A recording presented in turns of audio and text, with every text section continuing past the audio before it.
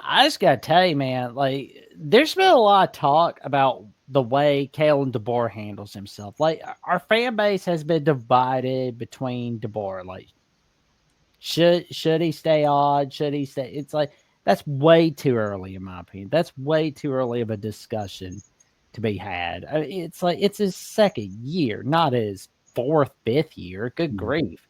And besides, I think they need to check out how he handled the press conference today, because I mean he did fine. Yeah, yeah.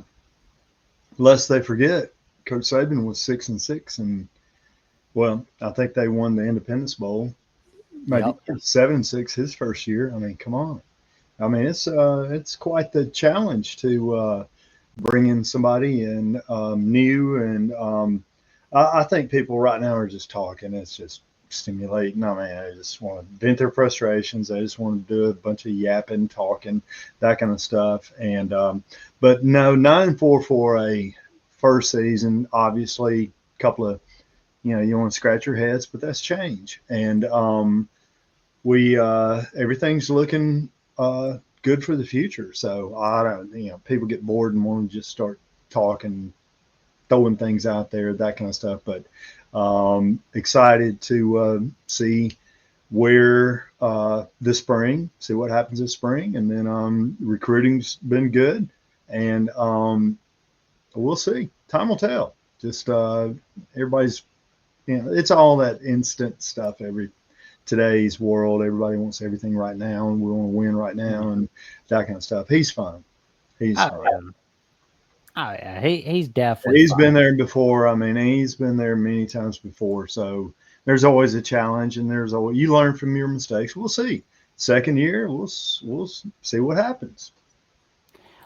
Well, and I'm looking at this article from Cody Goodwin for Bama 247, Mm-hmm. and he talks about how he defines a successful spring. Let's take a look, shall we? Okay. Good. Here we go.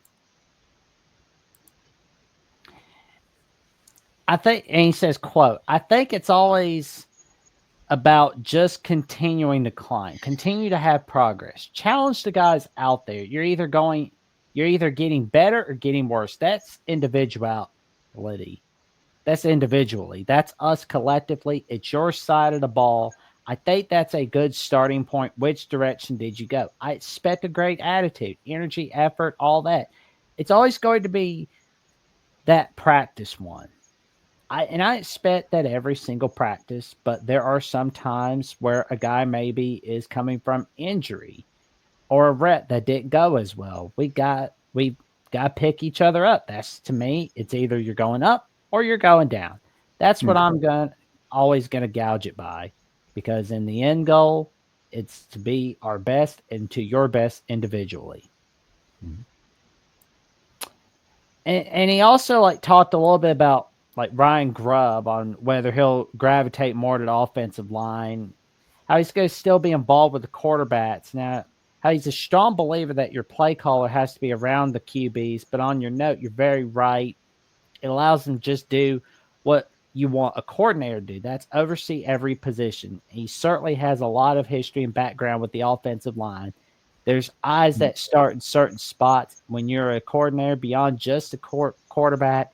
And I think a lot of times his eyes, he can see it all. He can see them line up on the perimeter, but he is also really feeling and seeing, has an intuition on what's going on up front at the offensive line.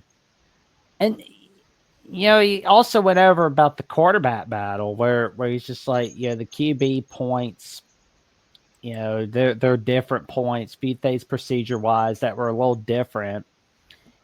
And apparently Caleb Russell put on 17 pounds. And the weight program for him for any new guy is going to be critical. It's good to get that first phase under your belt. That's why being an early enrollee is so important. Obviously, now and through the spring, there's multiple reasons, but one of the reasons why we go every other day, not back to back ever, is just so we can get big days of lifting in, really a minimum three times a week. Mm-hmm. And Yeah. it seems like he did all right. And he discussed a little bit about whether the Tides That Bind documentary from Fox Nation was a distraction. Which, I mean, we'll talk a little bit about your take on episodes 1 and 2 and later on in the show, Yeah. Coach. And they did all right. I mean, they're not distracted by it. I mean, there's no distractions, not in Tuscaloosa. At least I don't think there is. No, I mean, you get used to, I mean, these guys, you get used to the cameras. I mean, every week, you got guys, probably they don't even know what company and what, whether it's Fox and all that. They're going around filming, creating these hot videos and stuff like that. So you don't even know.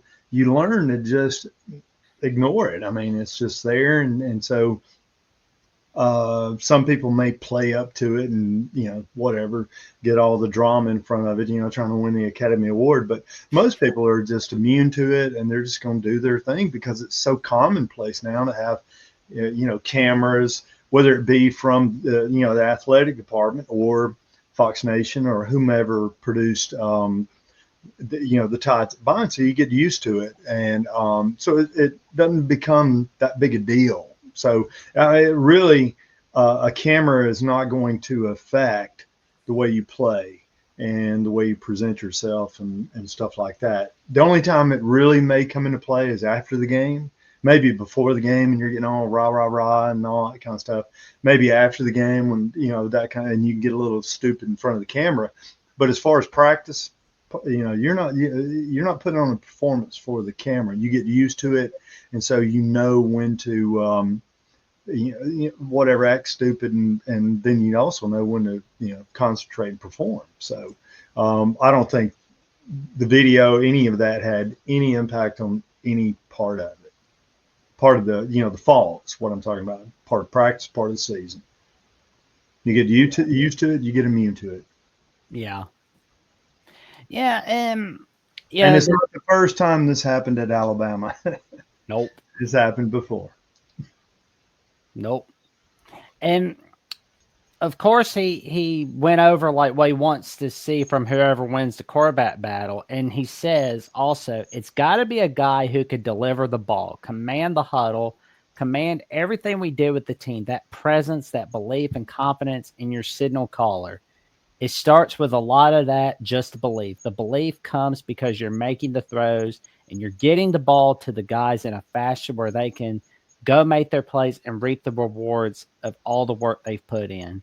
Now, that is going to be interesting see that quarterback battle. Mm-hmm. Yeah, because it's I would like to see Kalen Russell win that battle right away, but at the same time, I think they're just gonna have to give it to Ty Simpson for now. Just like give it like the first few weeks, and if he's not panning out, you hand it to Keelan Russell. I mean, it worked for Florida with Graham Mertz, where it's like he's just meh, but then you hand it off to DJ Lagway, and they're winning with them. Jack, a lot of it comes down to your high school, because Keelan's going to be a freshman, so he was just. I mean, is he on campus now? Yeah, Keelan Russell. Okay, so I mean, it's complicated.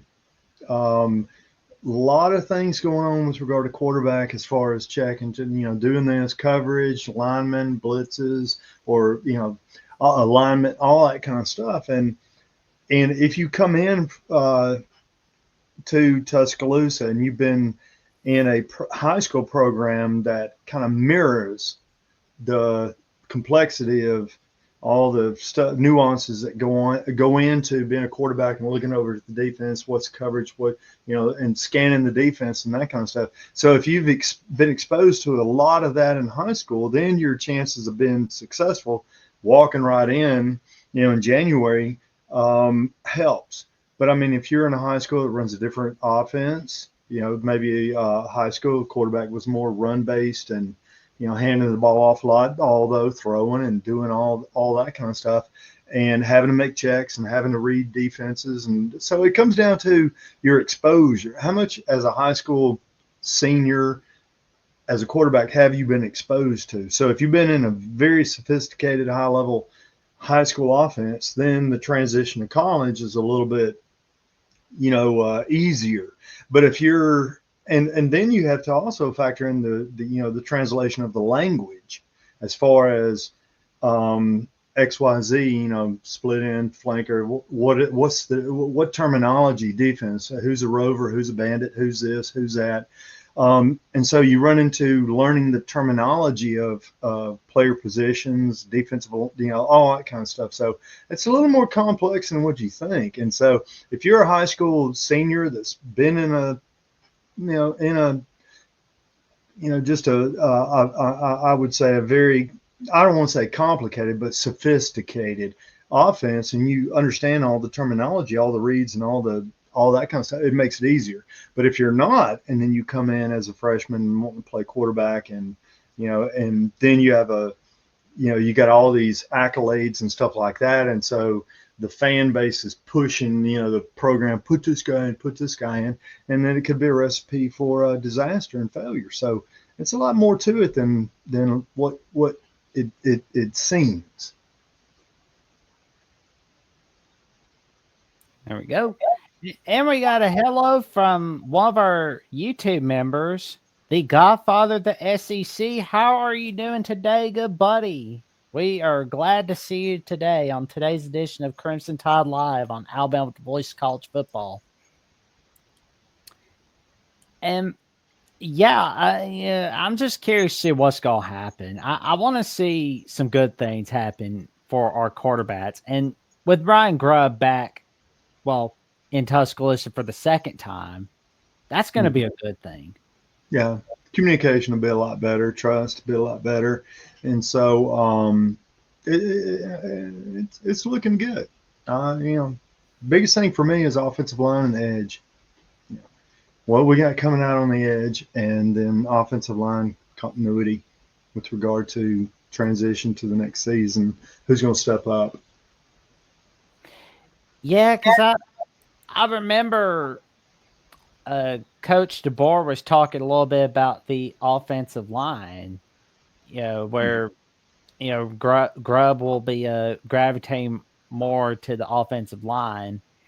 Mm-hmm. And what the plan is on Caden Proctor's limited status, because we'll get to our injury report in a little bit. And there's a possibility on whether the 5-star freshman Michael Carroll can be playing tackle. And he took some pretty good reps today. Mm-hmm. From what I want to see the progress of Wilkin Fromby. Or is it Fromby or Formby?